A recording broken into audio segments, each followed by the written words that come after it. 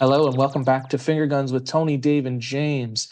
I am your co-host with the dastardly good looks, Dave Baldwin, and I'm here with The slightly more handsome Big T Tony B. I think that is up for debate. Um, please write in. Please tell us who you think is more handsome. We basically look the same, but Yeah. I think I'm a little more trimmed these days. Anyways, James isn't with us today, but we had the incredible opportunity to speak to Andrea Werhun and Nicole Bazuin about their documentary Modern Horror, which premiered at TIFF last September and is still it's running theatrically in select theaters, but it is also on VOD and digital now.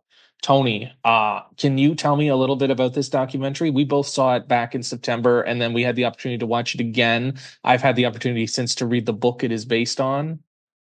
It's basically just a trial. It's about Andrea and the trials and tribulations of sex work, and from her beginning, and when she was first starting out as a sex worker, and then just some of the stories and the about some of the people that she meets along the way.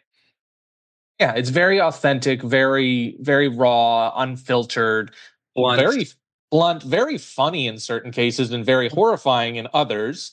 But it's They a very it's a they mix the comedic bits and the horrifying. There's a good balance there. Like you're laughing at one point and then you're cringing the next, and then they're like your feelings are all over the place, but your eyes are glued to the screen. And Andrea is such an amazing subject and an amazing performer, and she does really well in this.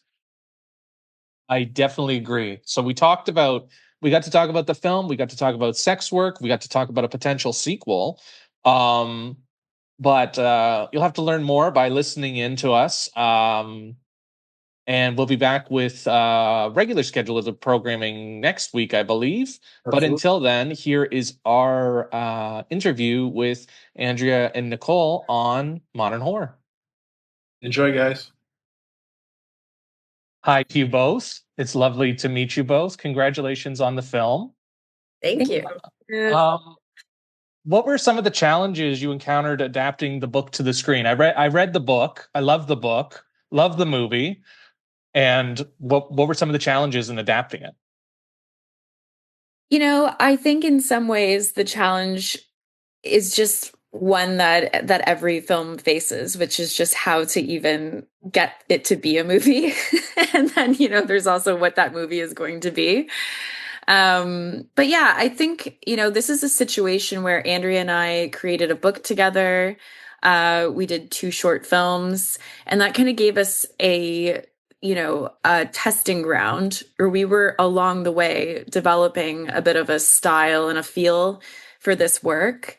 And I think that was really important when it comes to taking it to the screen, to kind of reduce the mystery aspect of that and kind of have a sense of, what we wanted to accomplish. And we knew we wanted a feature that was visually dynamic. We knew we wanted a feature that had humor whenever possible, that showcased, Andrea as a performer, but also it's a hybrid doc. So we could see her really just being herself, talking to the audience. And so that's what had already led us to knowing we wanted to do a hybrid doc format.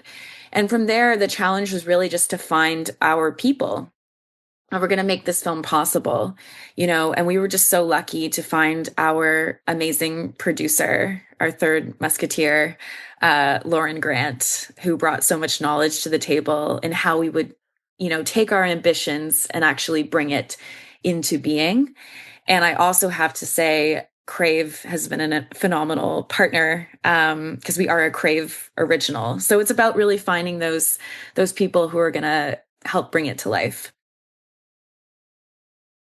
Amazing. And then, so it was always the intention to play as a hybrid. Absolutely, because I think we really felt this is a project where, it's Andrea's true story. And so we wanted to have that authenticity of documentary where we could have not only Andrea sharing her experiences, but also open it up to have other people in her life be part of that as well. So her mom, her boyfriend, her friends who also have sex work experience are part of this film. And pairing those documentary aspects with scripted scenes then allows Andrea to, through being the phenomenal actress she is, actually reenact various experiences that she's had along the way that kind of run the gamut from the lighter to the darker sides of those experiences. And so we can use those scripted scenes to kind of immerse ourselves and sort of walk in her shoes along the way.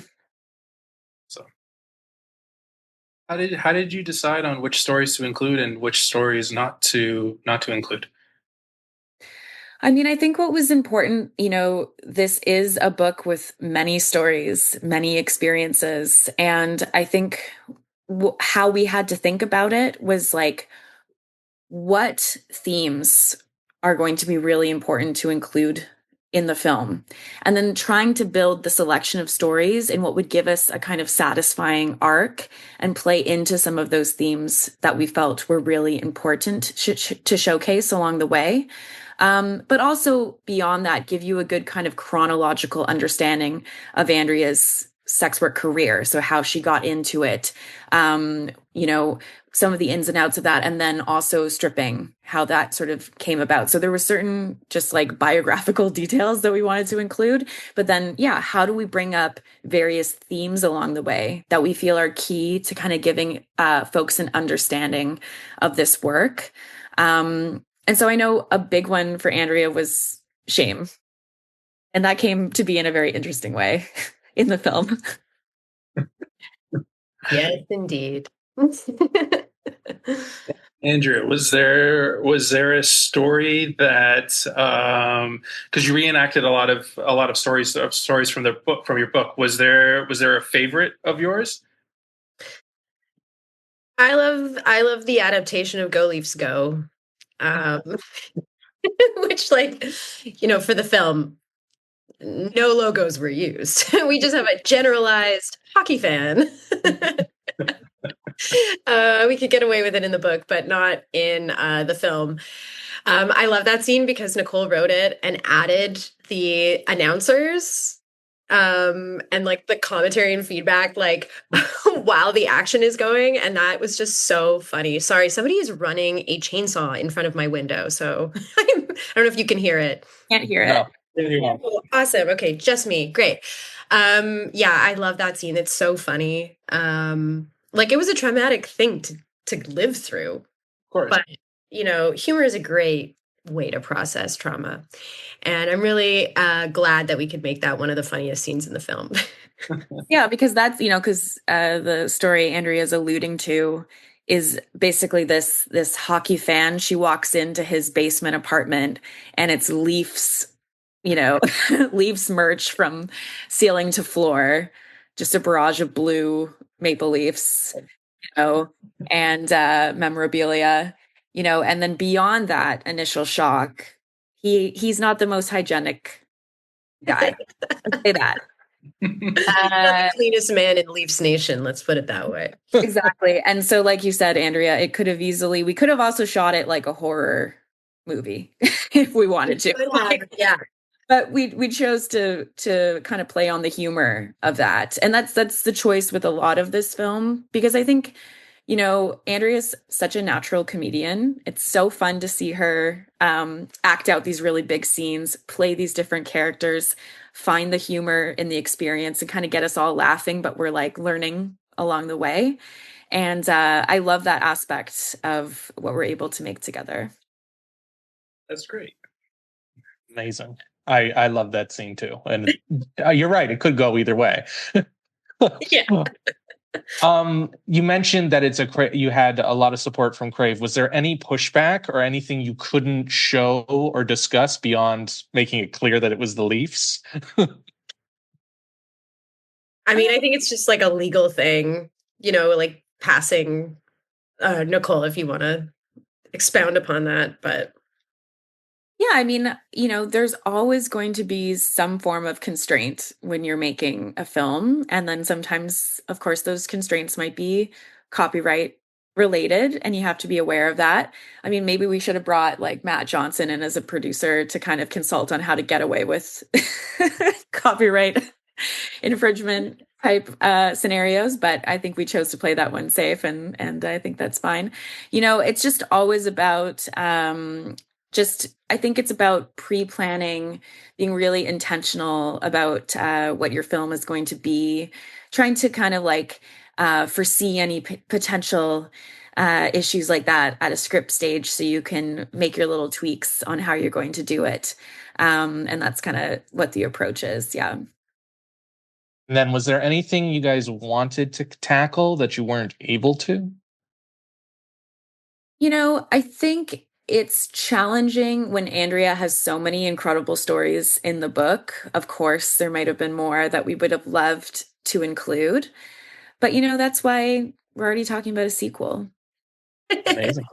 That's amazing. Sometimes when a film can't hold everything that, creative people want to create.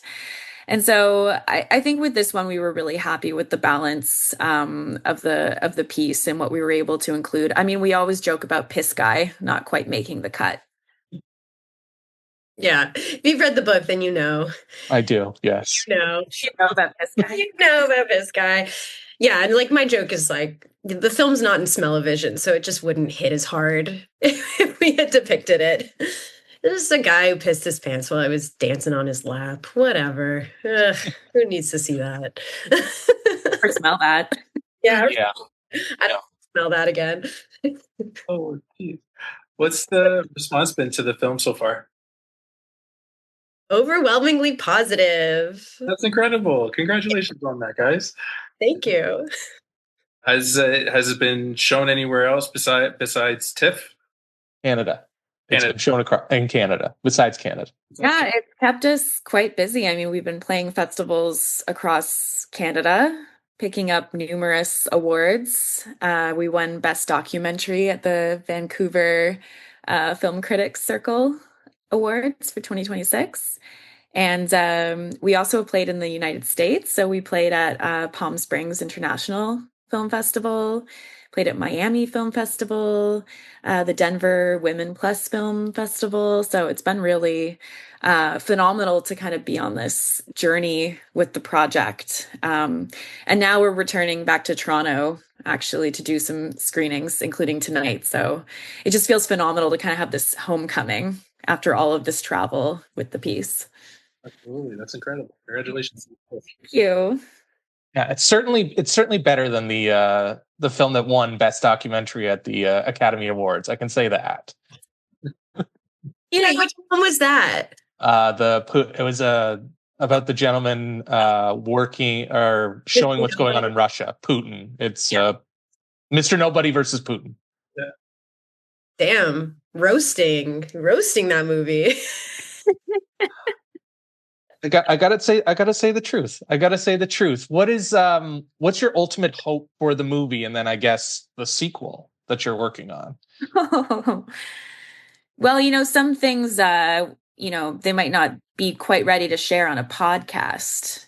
Those might have to be like direct Andrea, Nicole, Tony, David conversations without listeners involved. We're good. We're good with that. We know how to keep classified. They're classified. Andrea? I mean, for me personally, what I want to see happen with this film is that it inspires and creates real legal and policy change that makes sex work safer for every sex worker across Canada specifically and around the world ideally. But like, I think we have a real chance in Canada to see material changes that, are pushed forward by sex worker storytelling. And so I want to see legal change, and I would love to see more sex workers telling their stories, because modern horror is not the only one. There are so many other stories that haven't been told that we absolutely should hear and see. And so, yeah, those are my goals. And then, yeah, as far as a sequel, I guess we'll have to see about that. What's aside from the sequel? What's next for the both of you? Is there any future collaborations with Sean Baker on the horizon? Well, I'm sure he's dying to work with us on more, so we'll see. As he should be. Yeah, Sean's the best. We're so excited that to say the least, we are excited and grateful that he's an executive producer on this film. It's just an absolute dream come true. It's one of those surreal things that if you told past us that was the case, we wouldn't know how to process it. But lucky for us, Sean said yes to being part of making this film happen, and we're so grateful. Amazing. Yeah. And then just trying to think of how to word my question. Do you think that with this film and then with Honora, do you think that sex work positivity is on the horizon? Or at least more so than it was, because you're directly involved and you helped with Honora, since we're talking about Sean Baker. Yeah, I think that our visibility is on the rise and our representation is on the rise, but that doesn't necessarily mean that we are safer. You know what I mean? Like, sex workers need to be in control of the depictions that we see in TV and film. So, as far as how people perceive us, I think there's a risk when there's like an influx of sex worker representation that's not necessarily made by sex workers that creates a sort of sense that, like, I don't know, I guess people get kind of tired of seeing our stories or seeing stories about us that don't feel authentic or real. I think that's the risk of sex worker representation in a general sense, but what I think will always be relevant and appealing is when sex workers are in charge of their own storytelling and their own narratives. And so my hope is that, yes, there's like maybe a generalized sense that more people are doing sex work to survive. You are seeing sex workers continuously be deplatformed off social media sites. We are like social media migrants having to go from one platform to the next because we keep getting our accounts deleted. So yes, you see us in the media, you see depictions of sex work in the media. Who's in control of those stories? Who's writing them? Who's directing them? Who's producing them? Are they sex workers? If they're not, we have a problem, So I think with greater visibility comes the potential for acceptance and compassion and a belief in the fact that we should have equal rights as everybody else. But I do think there's another risk, a more negative risk, which is that people just kind of get sick of having sex work shoved down their throat type of thing. So yeah, the only cure to that, sex worker storytelling. Sure. Yeah, sure. I'm not sick of it. I love the honesty and I love the truth, and I love that you had the one client come in and actually speak on the back and forth with you. Well, we love him. We love him. He's a star. He's a model for so many men. Yes, very, very true. But thank you for your time today. We really appreciate it. As I said, I love the book, love the movie, and after we saw it, we were really excited to talk to you back in September, and we've been waiting for the opportunity. So we're really happy that we had the opportunity. Oh, thank you both. This has been really fun, and I'm so glad you were enjoying both the book and the movie, because that's really how it's ideally meant to be experienced, is that they kind of complete each other, those projects. Yeah, thank you so much. No problem. Congratulations to you both. The movie is great. I laughed out loud. I saw it with my wife. My wife even she loved it. We loved it. I loved it the second time around too. I can't wait to see it again. Oh, wonderful. Finger guns for you both. Thank you so much. We love that. We love that. We always love when we can get some finger guns out of people. So, amazing. You guys. Thank you. Thank you. Finger guns ablazing over here. Oh yeah. I love it. You guys take care. We wish you all the best, and good luck with the screening tonight. We hope it goes well. Thank you so much.